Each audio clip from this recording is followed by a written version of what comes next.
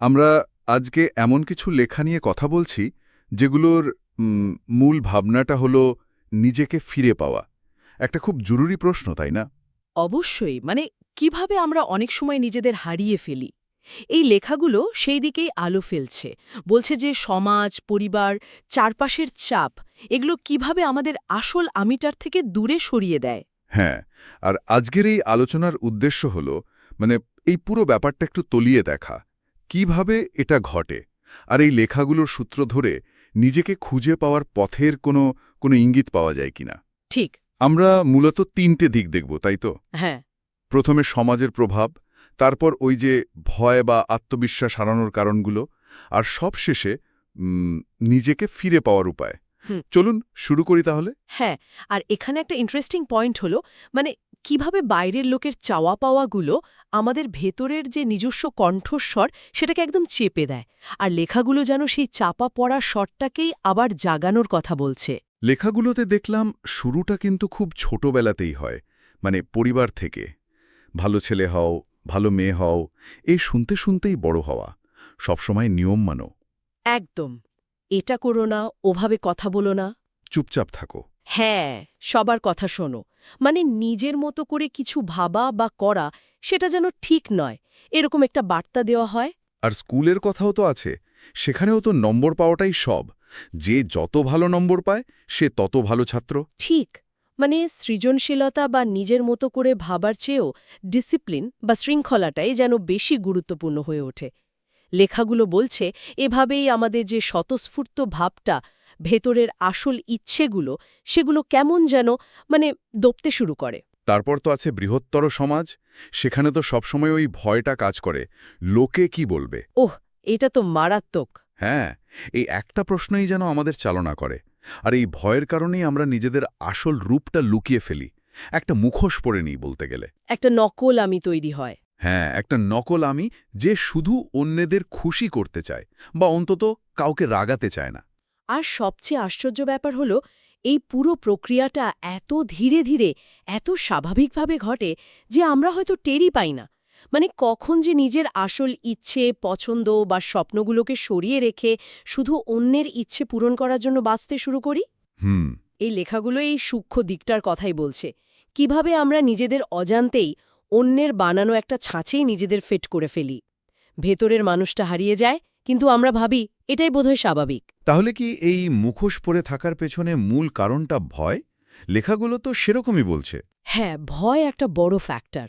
যেমন ধরুন, না বলতে না পারার ভয়। ঠিক, ছোটবেলা থেকে শেখানো হয় না বললে লোকে খারাপ ভাববে, সবার মন জুগিয়ে চলো। একদম। ফলে নিজের ইচ্ছে না থাকলেও বা কষ্ট হলেও আমরা অনেক সময় হ্যাঁ বলে ফেলি। আর একটা ভয় হলো ভুল করার ভয়, তাই না? হয়তো কেউ ছোটবেলায় শুনেছে তোকে দিয়ে কিচ্ছু হবে না। হ্যাঁ, বা ভুল ভুললেই বকা বা শাস্তি, এই অভিজ্ঞতাগুলো মনে গেঁথে যায়। তখন মনে হয় ভুল করা মানেই আমি ব্যর্থ, আমি অযোগ্য। অন্যের চোখে খারাপ হয়ে যাওয়ার ভয়, প্রত্যাখ্যাত হওয়ার ভয়, এই সব মিলিয়ে আত্মবিশ্বাসটা একদম কমে যায়। আর তখন আমরা হয়ে উঠি, কি বলে ওটাকে, পিপল প্লিজার। হ্যাঁ, যারা নিজেদের চাহিদার চেয়ে অন্যের অনুমোদনকে বেশি গুরুত্ব দেয়। লেখাগুলো বলছে এটাই তখন ভবিতব্য হয়ে দাঁড়ায়। শুধু তাই নয়, এর সাথে আবার তুলনা জুড়ে যায়। ও কত ভালো করছে দেখ, তুই কেন পারছ না। উফ, এই তুলনা। হ্যাঁ, এই তুলনা শুনতে শুনতে নিজের ভেতর একটা শূন্যতা তৈরি হয়। মনে হতে থাকে আমি যথেষ্ট ভালো নই। এই সূত্রগুলো বলছে এর ফলে এক ধরনের অপূর্ণ সত্তা তৈরি হয়, যে জানেই না সে নিজে কি চায়। সে শুধু এটা জানে যে অন্যেরা তার কাছে কি চায়। নিজের সাথে নিজের সম্পর্কটাই কেমন যেন হারিয়ে যায়। ঠিক, নিজের আবেগ, অনুভূতিগুলো তখন চেনা যায় না। পরিস্থিতিটা শুনে বেশ কঠিন মনে হচ্ছে। কিন্তু এই লেখাগুলো কি শুধু সমস্যাগুলোই তুলে ধরেছে, নাকি কোনো আশার আলোও দেখাচ্ছে? না না, অবশ্যই আশার কথাও বলছে। আর এখানেই লেখাগুলোর জোর। তারা বলছে নিজেকে ফিরে পাওয়াটা হয়তো কঠিন, কিন্তু অসম্ভব নয়।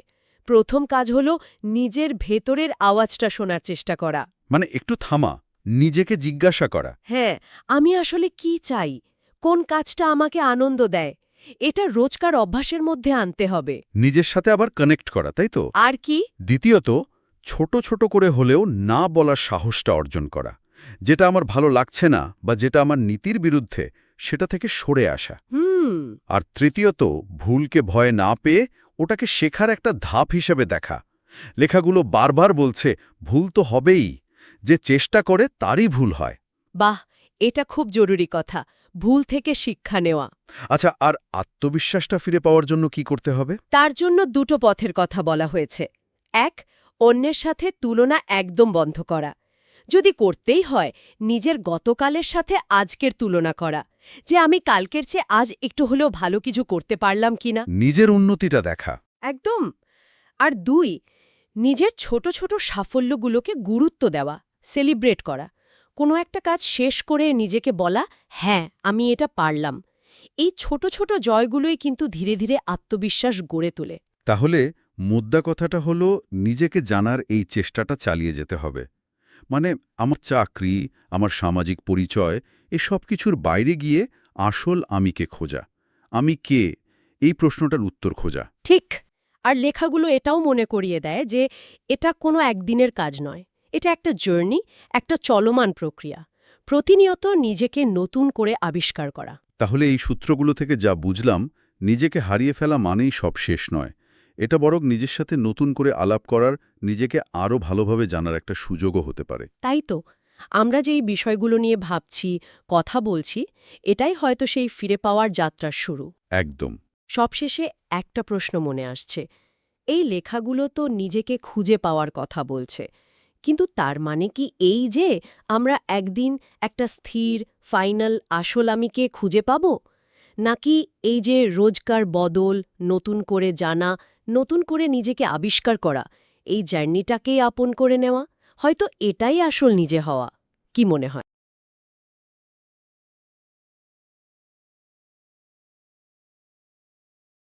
একটা প্রশ্ন, মানে একটা গভীর প্রশ্ন প্রায়ই মনে আসে, আর এটাই আজকের আলোচনার কেন্দ্রে। আমরা নিজেকে হারালাম কিভাবে?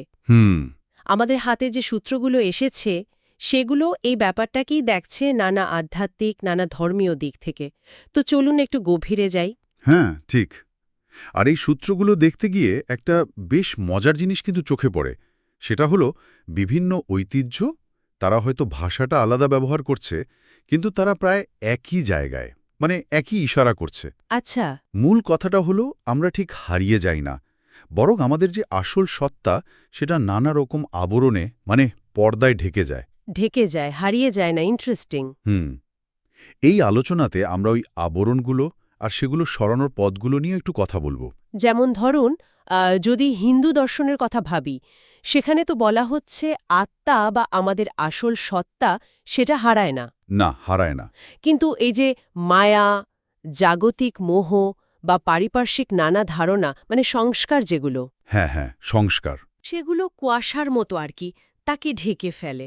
সূত্রগুলো বলছে গীতার মূল কথাও তো এটাই, আত্মাকে জানলে শোক বা ভয় থাকে না। একদম। আর পথ পথ হিসেবে জ্ঞান, ধ্যান আর বৈরাগ্যের কথা বলা হচ্ছে। বৈরাগ্য মানে ফলাফলের প্রতি অতিরিক্ত টান না রেখে কাজ করা, এই তো। ঠিক। আসক্তি ত্যাগ, ফলাফলে মন না দেওয়া। আচ্ছা, এই একই ধারণাটা খ্রিস্ট ধর্মেও তো আছে, একটু অন্যভাবে। হ্যাঁ, আছে তো। ওদের ওখানে ইমাগো দেই বলে একটা কথা আছে, মানে ঈশ্বরের প্রতিরূপে সৃষ্টি। ইমাগো দেই, ঈশ্বরের প্রতিচ্ছবি। তো ওদের মতে নিজেকে হারিয়ে ফেলা মানে হলো ঈশ্বর থেকে দূরে সরে যাওয়া।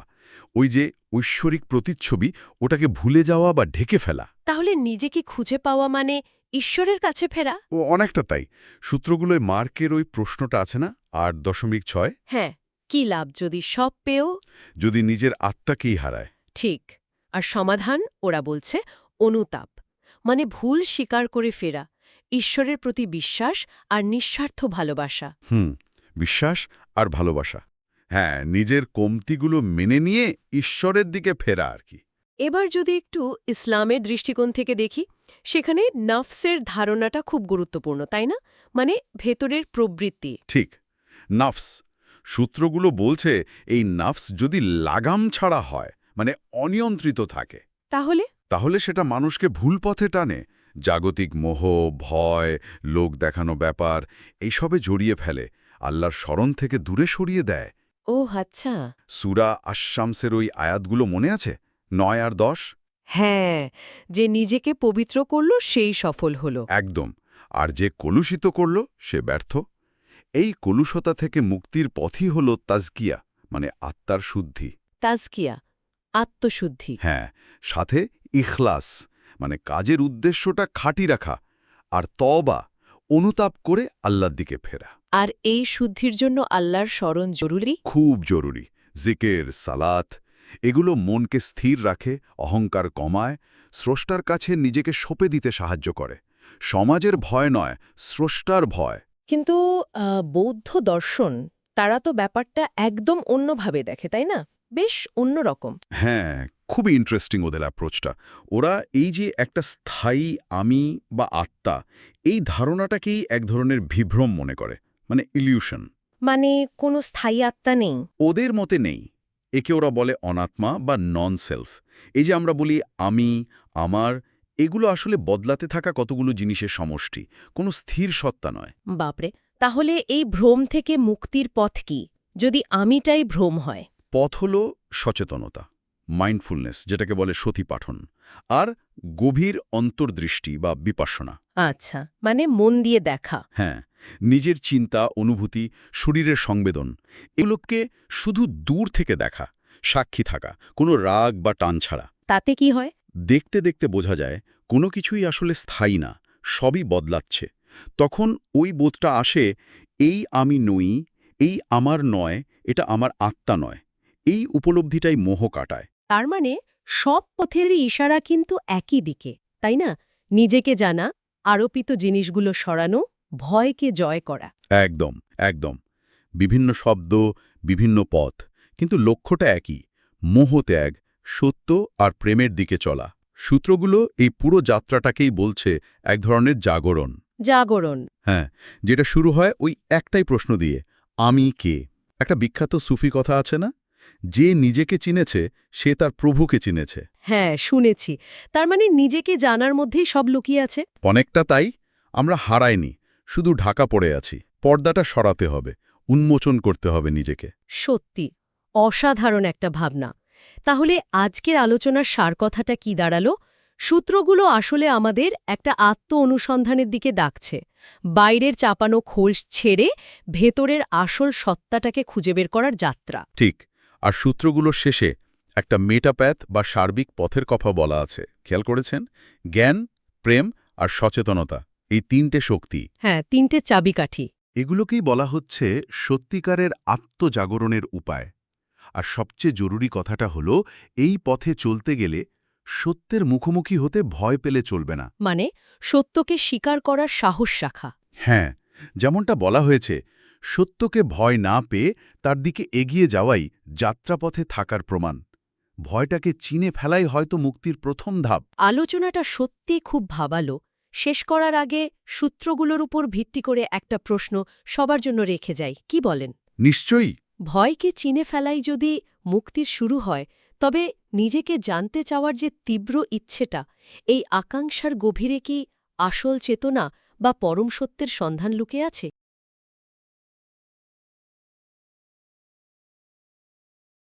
আচ্ছা, মানে এই সূত্রগুলো বেশ গভীর, তাই না? মূল বিষয় যেটাই যে নিজেকে চেনা বা ধরুন নিজেকে হারিয়ে ফেলা, বিজ্ঞান এটাকে কিভাবে দেখে? মানে মনোবিজ্ঞান, নিউরোসায়েন্স, আবার কোয়ান্টাম ফিজিক্স, এআই, অনেক কিছুই তো আছে। হ্যাঁ, হ্যাঁ। আজকের এই গভীর আলোচনায় আমরা একটু দেখার চেষ্টা করব এই সূত্রগুলো থেকে বিজ্ঞান আসলে কি বলছে আমাদের আত্মপরিচয় নিয়ে। ঠিক। লক্ষ্যটা হলো বিভিন্ন বৈজ্ঞানিক দৃষ্টিকোণ থেকে আমি কে, এই প্রশ্নটার উত্তর খোঁজা। সূত্রগুলো যেভাবে ইশারা দিচ্ছে আর কি। দেখা যাক কি বেরিয়ে আসে। দেখা যাক বিজ্ঞান চেতনার কোনো রহস্যময় দিকগুলো সামনে আনে। আচ্ছা, তাহলে মনোবিজ্ঞান আর নিউরোসায়েন্স, এখান থেকে শুরু করি। হ্যাঁ, করা যাক। সূত্র বলছে ছোটবেলায়, মানে ধরুন 0 থেকে 7 বছর বয়স পর্যন্ত আমাদের মস্তিষ্ক নাকি একটা স্পঞ্জের মতো থাকে, মানে প্রায় হিপনোটাইজড অবস্থা। ঠিক তাই। ওই সময়টাকে ইমপ্রিন্টিং স্টেজ বলে। তার মানে কি, এই সময় পরিবার, সমাজ যা বলে সেগুলো সোজাসুজি সাবকনশিয়াস মাইন্ডে প্রোগ্রাম হয়ে যায়। একদম। আর এটাই অনেক সময় যাকে বলে ফলস সেলফ বা নকল সত্তা সেটার ভিত্তি তৈরি করে ফেলে। ও নিউরোসায়েন্স বলছে আমাদের ব্রেনের একটা নেটওয়ার্ক আছে, ডিফল্ট মোড নেটওয়ার্ক বা ডিএমএন। এটা সাধারণত আমাদের আত্মচিন্তা, স্মৃতি এসবের সাথে যুক্ত। হুম কিন্তু যখন আমরা কেবলই বাইরের লোকের মতো করে চলার চেষ্টা করি, সামাজিক মুখোশ পরে থাকি, তখন এই নেটওয়ার্কটা ঠিকমতো কাজ করতে পারে না। আচ্ছা ফলে আমাদের নিজেদের যে ছবিটা সেলফ ইমেজ সেটা একটু অন্যরকম হয়ে যায়, বিকৃত হয়। কার্ল ইয়ুং যেমনটা বলেছিলেন, জীবনের আসল কাজ হল নিজের প্রকৃত সত্তা হয়ে ওঠা। দারুণ কথা। আচ্ছা, এই যে প্রোগ্রামিংয়ের ধারণা, এটা কগনিটিভ সায়েন্স বা ধরুন এআই, এরা কিভাবে দেখে? দেখুন, কগনিটিভ সায়েন্স আর এআই এর দিক থেকে দেখলে আমরা নিজেদের যেভাবে চিনি বা বুঝি সেটা অনেকটা ডেটা নির্ভর মডেলের মতো। ডেটা নির্ভর মডেল? হ্যাঁ, ভাবুন, যদি ছোট থেকে ভুল ডেটা ইনপুট দেওয়া হয়, যেমন ধরুন ভয়, অপরাধবোধ বা কে কি বলল, যেমন তুই পারবি না, এই জাতীয় কথা। একদম ওই নেতিবাচক কথাগুলোই আমাদের ভেতরের মডেলে অ্যালগোরিদমে একটা বিশ্বাস হিসেবে গেঁথে যায়, যাকে বলে গার্বেজ ইন গার্বেজ আউট। তার মানে আমরা আসলে আমাদের পাওয়া ওই ট্রেনিং ডেটা সেটের ফল হয়ে যায়। অনেকটা তাই, নিজেদের আসল যে সম্ভাবনা সেটা থেকে দূরে সরে যায়। বুঝলাম। মানে মনোবিজ্ঞানের ইমপ্রিন্টিং আর এআই এর ট্রেনিং ডেটা দুটোই আসলে একই দিকে ইঙ্গিত করছে। ঠিক। কিন্তু কোয়ান্টাম ফিজিক্সের ব্যাপারটা, এটা তো আরও অদ্ভুত লাগছে। ডাবল স্লিট এক্সপেরিমেন্টের উদাহরণ দেওয়া হয়েছে। হ্যাঁ, ওটা একটা খুব শক্তিশালী রূপক আসলে। সেটা কিভাবে আমাদের পরিচিতির সাথে জুড়ে যাচ্ছে? দেখুন, ডাবল স্লিট এক্সপেরিমেন্ট কি দেখায়, যে একটা কণা পার্টিকল তাকে পর্যবেক্ষণ করার আগে সে কিন্তু নির্দিষ্ট অবস্থায় নেই, সে অনেকগুলো সম্ভাবনার সমষ্টি, একটা ওয়েভ বা তরঙ্গের মতো। আচ্ছা। যেই মুহূর্তে আপনি তাকে মাপতে বা দেখতে যাচ্ছেন, অর্থাৎ পর্যবেক্ষণ করছেন, তখনই সে একটা নির্দিষ্ট রূপ নিচ্ছে। ওহ। সূত্র বলছে আমাদের পরিচিতিও অনেকটাই রকম। আমরা প্রত্যেকেই কিন্তু অসীম সম্ভাবনার যোগফল। মানে আমরা অনেক কিছুই হতে পারতাম। ঠিক। কিন্তু যখন সমাজ বা পরিবার বা অন্যরা আমাদের একটা নির্দিষ্ট ছাঁচে দেখে বা কিছু প্রত্যাশা করে, তখন আমরা যেন ওই নির্দিষ্ট পরিচয়টাতেই আটকে যাই, কোয়ান্টাম ওয়েভের মতো কল্যাপস করে একটা নির্দিষ্ট অবস্থায় চলে আসি। আমাদের ভেতরের যে অসীম সম্ভাবনা সেটা ঢাকা পড়ে যায়। বাহ, দারুণ তুলনা তো। আচ্ছা, এই যে বাইরের প্রভাব, এর কি কোনো বায়োলজিক্যাল বা জেনেটিক ভিত্তিও আছে? সূত্র তো সেদিকেও ইশারা করছে। হ্যাঁ, অবশ্যই আছে। এপিজেনেটিক্স নামে বিজ্ঞানের একটা শাখা আছে। এপিজেনেটিক্স? হ্যাঁ, সেটা বলছে আমাদের ডিএনএ আসলে একটা ব্লুপ্রিন্ট বা সম্ভাবনার নকশা। এটা কিন্তু ফাইনাল স্ক্রিপ্ট নয়। মানে ডিএনএ বদলায় না? ডিএনএর বেসিক কোড বদলায় না, কিন্তু কোন জিনটা চালু হবে আর কোনটা বন্ধ থাকবে সেটা কিন্তু আমাদের পরিবেশ, চিন্তা, আবেগ, বিশ্বাস এগুলোর উপর নির্ভর করে। সত্যি? তার মানে আমি যদি বারবার ভাবি আমি অযোগ্য, বিশ্বাস অনুযায়ী সেভাবে সাড়া দিতে পারে, হয়তো স্ট্রেস হরমোন বাড়বে বা ইমিউনিটি কমবে। আচ্ছা। একই লাইনে সাইকোনিউরোইমিউনোলজি এই শাখাটা দেখায় যে যখন আমরা নিজেদের আসল অনুভূতিগুলো চেপে রাখি, ভেতরে স্বতঃস্ফূর্ততা হারিয়ে ফেলি, তখন শরীরে কর্টিসল বা স্ট্রেস হরমোন বেড়ে যায়, রোগ প্রতিরোধ ক্ষমতা কমে আসে। সোজা কথায় নিজেকে দমন করলে শরীরও ভেঙে পড়তে পারে। তার মানে মন আর শরীর দুটো ওতপ্রোতভাবে জড়িত। একদম। আরেকটা জিনিস বলছিল সূত্র, পরিসংখ্যানের ফাঁদ, হুম। সিজিপিএ, পারফরম্যান্স স্কোর, এগুলো। হ্যাঁ, আমরা আজকাল সবকিছুকে সংখ্যা দিয়ে মাপতে চাইছি। সিজিপিএ কত, সোশ্যাল মিডিয়াতে লাইক কটা, পারফরম্যান্স রিভিউ কেমন। ঠিক। এই সংখ্যাগুলোর পেছনে ছুটতে গিয়ে আমরা যে মানুষ, আমরা যে অনুভব করি, স্বপ্ন দেখি, ভেঙে পড়ি, আবার উঠে দাঁড়াই, এই মানবিক দিকগুলোই যেন হারিয়ে ফেলছি। নিজেদের একটা পরিসংখ্যানে পরিণত করছি আর কি। তাহলে সব মিলিয়ে বিজ্ঞান কি বলছে? মনে হচ্ছে যেন অনেকগুলো আলাদা আলাদা কথা, এক সুর তো নয়। আপাত দৃষ্টিতে আলাদা মনে হলেও একটা সুতো কিন্তু আছে। দেখুন, নিউরোসায়েন্স বলছে মস্তিষ্কের ভেতরে হয়তো অনেকগুলো আমি আছে, কিন্তু তার পেছনে একজন সাক্ষী সত্তা বা অবজারভার থাকতে পারে। আচ্ছা।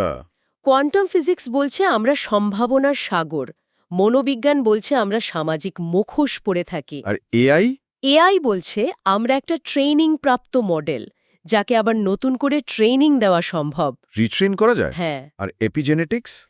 এপিজেনেট্রিক্স বলছে আমরা আমাদের জিন বা ডিএনএকে প্রভাবিত করতে পারি। আর কনশাসনেস স্টাডিজ, তারা তো বলছে আমি আসলে এমন কিছু যা বিজ্ঞান এখনো পুরোপুরি বুঝতেই পারেনি। তার মানে বিজ্ঞান নিজেই প্রকারান্তরে স্বীকার করছে যে আমরা কেবল প্রোগ্রাম সত্তা বা কিছু কেমিক্যাল বিক্রিয়া বা শুধুই পরিসংখ্যান নই। ঠিক তাই, আমরা তার চেয়েও বেশি কিছু। এই ধারণাটাই তো শক্তিশালী। কে বানালো বা কে দেখছে মডেলটাকে, সেটা বুঝলেই তুমি নিজের গাণিতিক মুখোশ ফেলে দিতে পারো। বাহ!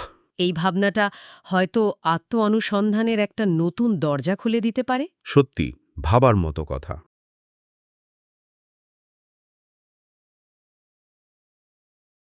আমরা প্রায়ই বলি না যে নিজেকে হারিয়ে ফেলেছি। কথাটা খুব সাধারণ শোনালেও এর ভেতরে কিন্তু একটা বেশ গভীর প্রশ্ন আছে। বৈদিক শাস্ত্রের দিকে যদি তাকাই, এই নিজেকে হারিয়ে ফেলা এই ধারণাটা কিন্তু বেশ অন্যরকম পায়। তো আজকের আলোচনাটা এই নিয়েই। খুব জরুরি একটা বিষয় তুলেছেন। আমরা একটু দেখব আমাদের হাতে যে শাস্ত্রীয় ব্যাখ্যাগুলো আছে, ধরুন বেদ, উপনিষদ, গীতা বা পতঞ্জলি যোগসূত্র, সেখানেই হারিয়ে ফেলাটাকে কিভাবে দেখা হয়েছে। আমরা কি সত্যিই হারিয়ে যাই? ঠিক। প্রশ্নটা হলো, আমরা কি সত্যিই হারাই নাকি অন্য কিছু ঘটে? বৈদিক দর্শন কিন্তু বলে যাকে আমরা হারিয়ে ফেলি ভাবছি, সেটা তো আমাদের আসল সত্তা নয়। আচ্ছা। আসল সত্তা আত্মা, সে তো হারাবার জিনিসই না। আসলে যেটা হয় সেটা এক ধরনের ভুল বোঝাবুঝি, হ্যাঁ। একটা আত্মবিস্মৃতি।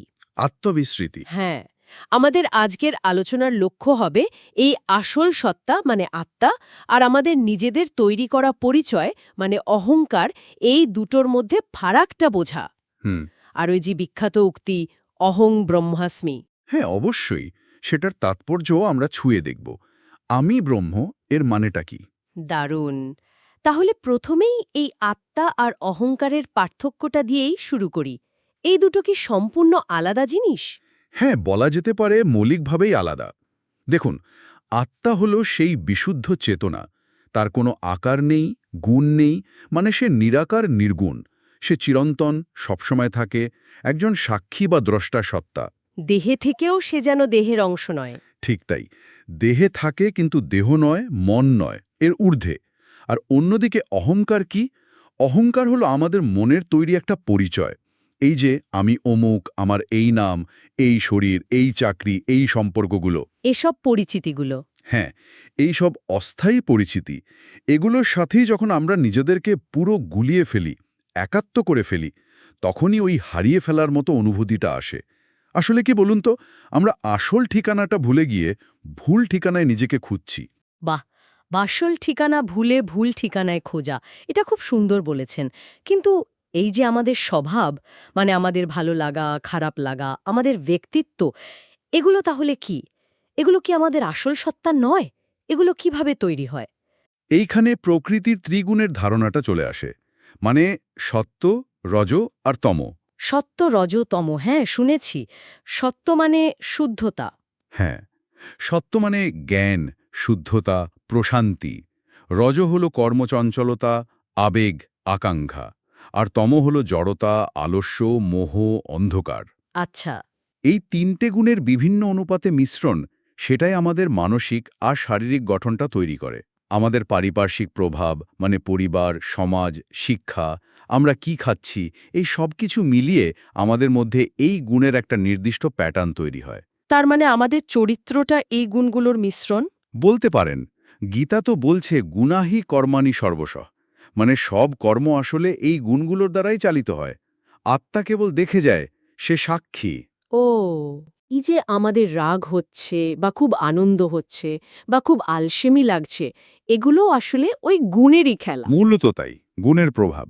কিন্তু অনেক সময় এমনও তো মনে হয় কিছু জিনিস যেন অনেক গভীর থেকে আসছে, অবচেতন থেকে কিছু পুরনো প্যাটার্ন বারবার ফিরে আসে। এর সাথে কি সংস্কার বা পূর্বজন্মের কোনো যোগ আছে? একদম ঠিক প্রশ্ন। বৈদিক দর্শনে সংস্কারের ধারণাটা খুব গুরুত্বপূর্ণ। এটা শুধু এই জন্মের অভিজ্ঞতা নয়। পূর্বজন্মেরও? হ্যাঁ, পূর্বজন্মের যে কর্ম, যে অভিজ্ঞতা, তার যে সূক্ষ্ম ছাপ, সেটাই চিত্তে বা মনে জমা হতে থাকে। স্মৃতি, ভাবনা, অভ্যাস সব মিলিয়ে। এগুলোই সংস্কার। হ্যাঁ, এই সংস্কারগুলো অনেকটা ধরুন অদৃশ্য প্রোগ্রামিংয়ের মতো। আমাদের অজান্তেই আমাদের প্রবণতা, ভয়, ভালো লাগা, এমনকি কিছু বিশেষ দক্ষতা এগুলোকে নিয়ন্ত্রণ করে। আচ্ছা। এই সংস্কারের সমষ্টিকেই আমরা অনেক সময় ভুল করে আমি ভেবে বসি। আর সেটাই আমাদের আসল আত্মাকে জানার পথে একটা বড় বাধা হয়ে দাঁড়ায়। আমাদের এই জন্ম-মৃত্যুর চক্রে, মানে সংসার চক্রে আবদ্ধ রাখে। হয়তো দেখবেন কোনো কারণ ছাড়াই কোনো একটা জায়গায় ভয় লাগছে বা কাউকে খুব ভালো লাগছে। এগুলো সংস্কারের প্রভাব হতে পারে। বিষয়টা সত্যিই গভীর। আচ্ছা, এই যে চেতনা বা কনশাসনেস, এটা নিয়েও তো অনেক মতবাদ আছে। মানে বিজ্ঞান তো বলে এটা মস্তিষ্কেরই একটা কাজ, ব্রেন থেকেই তৈরি হয়। বৈদিক দর্শন কি এটা মানে? না, দেখুন, বৈদিক দর্শন এখানে সম্পূর্ণ অন্য কথা বলে। তাদের মতে চেতনা মস্তিষ্কের সৃষ্টি নয়, বরং চেতনা মস্তিষ্কের প্রকাশের একটা যন্ত্র বা মাধ্যম। উদাহরণ দিলে কেমন হয়? ধরুন ইলেকট্রিসিটি আর বাল্ব। বিদ্যুৎ তো বাল্বের সৃষ্টি নয়, বাল্বটা শুধু বিদ্যুৎকে প্রকাশ করার মাধ্যম। ঠিক তেমনি চেতনাই হল মূল সত্তা, আসল শক্তি। শরীর বা মন সেই চেতনার প্রকাশের যন্ত্র। তার মানে চেতনাই আসল? হ্যাঁ, তাই তো বলা হয় চিত্তস্য শুদ্ধয়ে কর্ম। মানে সমস্ত যোগ সাধনা বা আধ্যাত্মিক কর্মের উদ্দেশ্য হল চিত্তকে, মানে মনকে শুদ্ধ করা। কেন? কারণ অশুদ্ধ বা বিক্ষিপ্ত মন, সেটা অনেকটা ময়লা ধরা আয়নার মতো। তাতে নিজের আসল চেহারার, মানে আত্মস্বরূপের প্রতিবিম্বটা ঠিকমতো পড়ে না। মন শান্ত হলে, শুদ্ধ হলেই সেই স্বরূপটা স্পষ্ট হয়। তাহলে এই মনকে শান্ত বা শুদ্ধ করার উপায় কি? এই যে যোগ বা ধ্যানের কথা বলা হয়, এগুলো কিভাবে সাহায্য করে? পতঞ্জলি যোগসূত্রের মূল কথাই তো এটা, যোগশ্চিত্ত বৃত্তি নিরোধাহা। মানে চিত্তের যে বৃত্তিগুলো, মনের যে অবিরাম চিন্তার ঢেউ, সেগুলোকে নিরুদ্ধ করা, শান্ত করাই হলো যোগ। আচ্ছা। ধ্যান, প্রাণায়াম, আসন, এই অভ্যাসগুলো মনকে স্থির করতে সাহায্য করে। ভেতরের এই যে কোলাহল, এটাকে থামাতে সাহায্য করে। যখন মন শান্ত হয়, সেই স্বচ্ছ অবস্থাতেই নিজের আসল স্বরূপের একটা ঝলক পাওয়া যায়। এর সাথে কি ওই চক্র বা নারীর কোনো সম্পর্ক আছে? সূক্ষ্ম দেহের ধারণা? হ্যাঁ, অবশ্যই আছে। সূক্ষ্ম শরীরের ধারণায় 7টা প্রধান চক্র আর 3টি প্রধান নারী, ইরা, পিঙ্গালা, সুষুম্না, এদের কথা বলা হয়। এই চক্র বা নারীর মধ্যে শক্তির প্রবাহ যদি ভারসাম্যহীন হয়, সেটাও আমাদের মানসিক অবস্থাকে প্রভাবিত করে। ধরুন মণিপুর চক্র, যেটা নাভির কাছে, সেটা যদি দুর্বল হয়, তাহলে আত্মবিশ্বাসের অভাব হতে পারে, নিজেকে ছোট মনে হতে পারে। তাই প্রাণশক্তির সঠিক প্রবাহটাও খুব জরুরি। তার মানে নিজেকে খুঁজে পাওয়াটা ভবিষ্যতের কোনো ব্যাপার নয়, এটা এই মুহূর্তের সচেতনতার বিষয়। ঠিক তাই, একদম। উপনিষদের মূল বার্তা তো এটাই, তৎ ত্বম অসি। তত্ত্বম আসি। মানে তুমি সেই ব্রহ্ম, যাকে তুমি বাইরে খুঁজছ। সে তো হারিয়ে যায়নি, সে সবসময় আছে, এখানেই, এই মুহূর্তে। আমরা যখন বাইরের নানা পরিচয়, মনের হাজারো ভাবনা, এইসব জাল থেকে বেরিয়ে এসে শুধু সাক্ষী বা দ্রষ্টা হিসেবে এই বর্তমানে থাকতে পারি, তখনই সেই আসল আমিকে অনুভব করা যায়।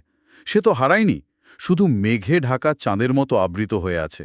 তাহলে আলোচনার শেষে আমরা এটা বলতে পারি যে বৈদিক মত অনুযায়ী আমরা আসলে নিজেকে হারাই না, না, হারাই না। বরং আমরা ভুল পরিচয়ের সাথে নিজেদের গুলিয়ে ফেলি। মানে অহংকার, প্রকৃতির গুণের প্রভাব, পূর্ব সংস্কারের বাঁধন, মনের চাঞ্চল্য আর শরীরে ওই প্রাণশক্তির অবরোধ, এসবের মধ্যে জড়িয়ে পড়ি। একদম ঠিক সারসংক্ষেপ। আসল সত্তা হল সেই অপরিবর্তনীয় শান্ত সাক্ষী চেতনা। সেটাই আমাদের মূল স্বরূপ। আমরা হারাইনি, শুধু এই সত্যটা নানা আবরণের তলায় ভুলে গেছি। সত্যি গভীর উপলব্ধি। তাহলে হয়তো প্রশ্নটা কিভাবে নিজেকে খুঁজে পাবো এরকম হওয়া উচিত নয়। ঠিক। তার চেয়ে হয়তো বেশি জরুরি প্রশ্ন এটা হতে পারে যে এই মুহূর্তে আমি কোন কোন ভুল ধারণা বা পরিচয়কে শক্ত করে ধরে আছি, কোনগুলোকে ছেড়ে দিলেই আমার সেই আসল সত্তা, যা আসলে কখনো হারায়নি, তা নিজে থেকেই প্রকাশিত হবে। একদম, এটাই ভাবার বিষয়। কি ছাড়তে হবে, সেটাই প্রশ্ন। যা পাওয়ার তা তো আছেই। এটা নিয়েই তাহলে ভাবার অবকাশ রইল।